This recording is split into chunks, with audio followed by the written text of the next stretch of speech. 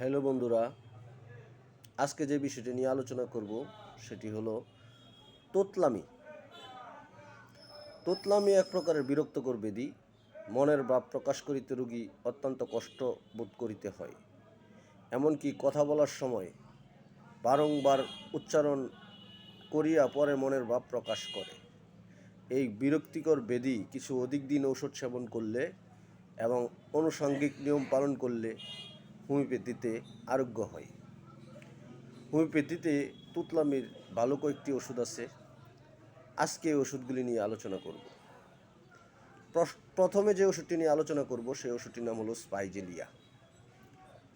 যদি দেখেন রুগী প্রথমবার কথা বলিবার সময় শব্দটি বারংবার উচ্চারিত করে, পরে পর্যায়ক্রমে কথা স্পষ্ট হয়ে ওঠে, এই লক্ষণ যদি কোনো রুগীর থাকে তাহলে স্পাইজেলিয়া 30 শক্তি রোজ 2 বার 3 ফুটা করে সকাল ও রাতে খালি পেটে খাওয়াবেন, ভালো ফল দিবে।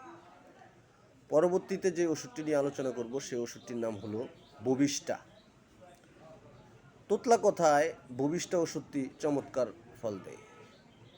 আমি কয়েকটি রোগীতে ব্যবহার করে দেখেছি। পরবর্তীতে যে ওষুধটি নিয়ে আলোচনা করব সেটির নাম হলো স্ট্যামোনিয়াম।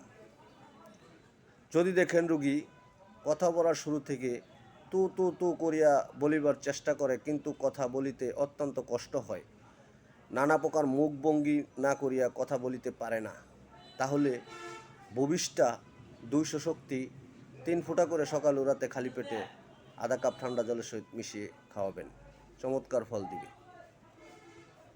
তুতলা কথার আরেকটি ওষুধ হলো প্লম্বাম মেটালিকাম।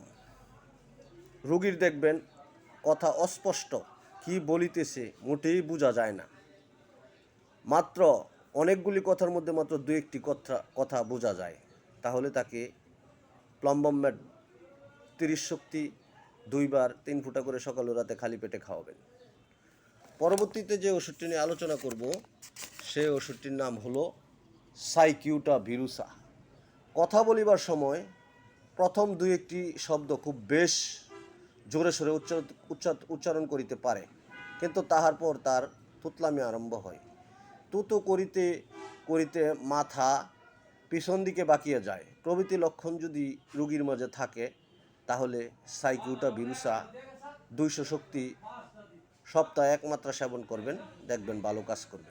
তুতলামিতে আরও কয়েকটি গুরুত্বপূর্ণ মেডিসিন ব্যবহার হয়, যেমন কোষ্টিকাম, মার্কসল ইত্যাদি। আজকে মতো এখানেই শেষ করলাম। পরবর্তীতে আরও নতুন কিছু ভিডিও নিয়ে আসবো। আমার ভিডিও যদি ভালো লাগে তাহলে আমাকে লাইক কমেন্ট করে পাশে থাকবেন। ধন্যবাদ। আসসালামু আলাইকুম।